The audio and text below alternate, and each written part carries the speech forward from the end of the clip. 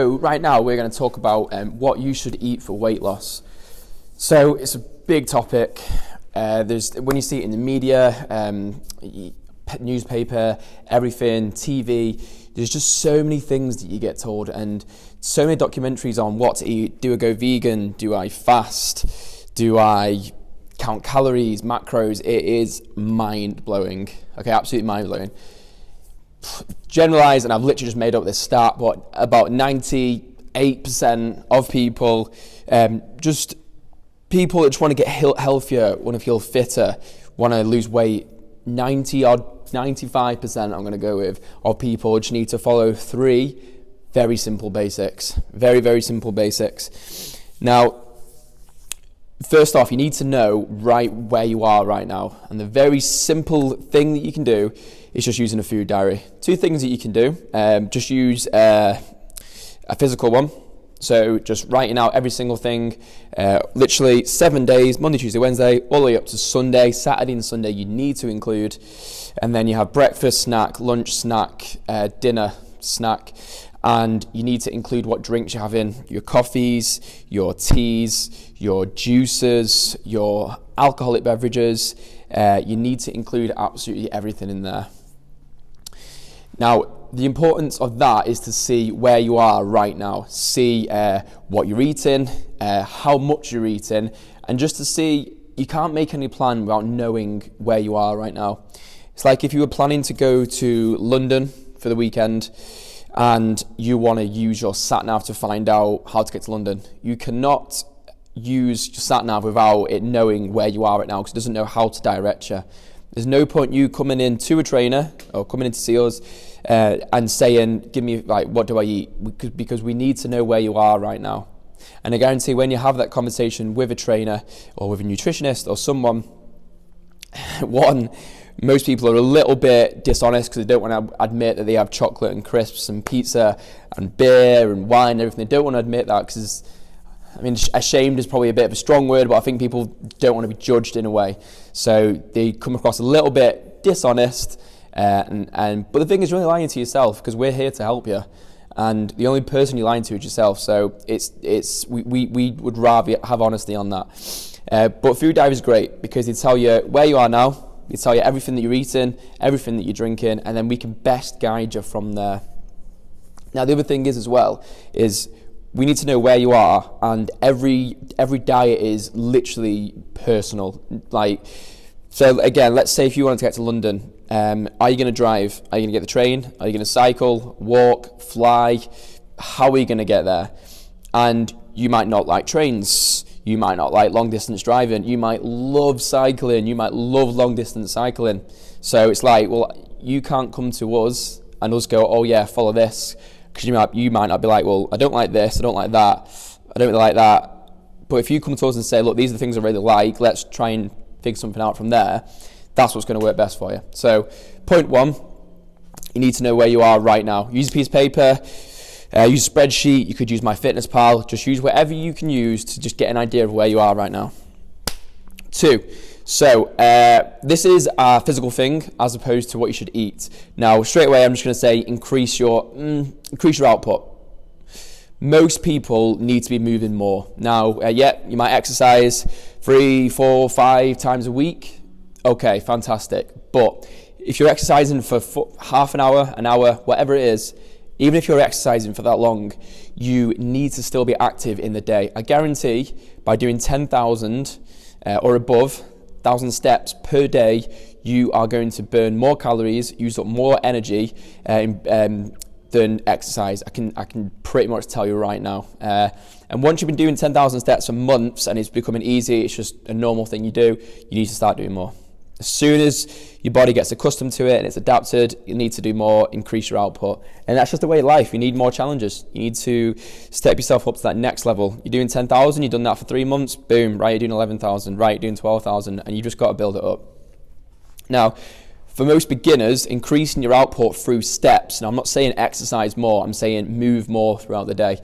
Increasing your output is a simple thing to do because when you look at a food diary, and you want to start changing the foods, taking out a chocolate bar or a bag of crisps or that glass of wine can be tricky, but just moving more, it's a mindset shift, because then it means, right, I'm doing something positive to help me. So why do I want that chocolate bar? Now, I've just put an hour, I just done an hour this morning walking around. So why should I now have this chocolate bar? I'm just going to undo what I've just done. However, if you just say, I'm just not going to have the chocolate bar, I guarantee you're like, oh, I could nail a Snickers right now. Quote you won't hear very often. But it's a mindset shift. Let's do some more. Get active. Get yourself walking. Even if it's starting off with 5,000 steps, you need to know, you need to start moving more. Most people need to start moving more. Third one is to look at your lifestyle. Now you'll see, again, I've not really touched on changing anything with your diet just yet. You need to look at your lifestyle. The 3 S's, the stress, your sleep, and your social occasions. So the stress, I'm going to touch on this very briefly because it is a whole talk in itself. It's a whole video in itself, which again we'll do down the line. Stress. A lot of people have stress from families, partners, boyfriends, girlfriends, wives, husbands, bosses, day-to-day stresses, hitting targets, the stress of making sure you get to your training on time, the stress of like what to eat for lunch. You just get stressed throughout the day. Now, if you are stressed, you're gonna feel like frustrated. You're gonna feel uptight, and you need to. You will make bad food choices with that, because you'll be like this. You'll be really needing something that just gives you that positive, good feeling emotion straight away. And a chocolate bar or something, or whatever your sort of vice is, could be the thing that you go to. So you need to look at your stresses in your life and start to look at what makes you stressed and take that out. If you get a train at 8 o'clock and you are literally rushing, stressed, running to the train station, because this is me quite often. You're stressed, running to the train station, and you just get the train, but you sit down and you just really like sweaty, and obviously it's more exercise, but you're starting the day in a stressful situation straight away. Make sure you get out of bed 10 minutes earlier, and make sure that you get to that train station relaxed, not 100 miles an hour, building up that adrenaline. It's not a good way to start the day. Sleep, again, it's hard to tell adults you just need to work on your sleep, because it's funny enough, it's stuff that people tell their children, or like younger relatives, or like these are the things that they tell the children: to get an earlier night, to get an earlier night is probably just as simple as that. But you need to look at your sleep. Are you sleeping well? Do you sleep enough? And you'll find that the high stress lifestyle will eat into your sleep. It'll keep you up at night. You'll be thinking about things like you'll be tired in the day. You'll be looking forward to going to bed. You'll get into bed, bang, and the brain just is on fire with things that you don't want to think about at 11 o'clock at night. I know, because this is just stuff that happens to me as well. And social occasions. Now, look, everyone has social occasions, and I'm not saying that you need to stop partying. You need to stop drinking. You need to stop going out and doing these things that don't get you moving, but they just get you consuming food and alcohol. But it's really, really simple. You need to look at your weekends to see, am I moving enough? And I'm not talking dancing. I mean, you could dance, that would be a good start. But if you're drinking 10 pints, it's not going to be great. But you need to look at what you're doing at the weekends. Do you go out too much? Do you just binge on food and drink at the weekends and just undo everything you've done in the week? So lifestyle is just super important. The 3 S's, just remember: stress, sleep, and social.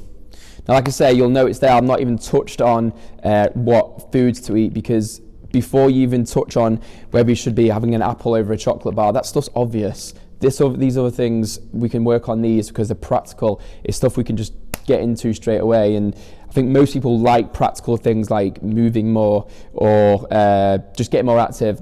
They like to do these as opposed to think that sort of that battle of trying to eat less. So as always, I hope that was super.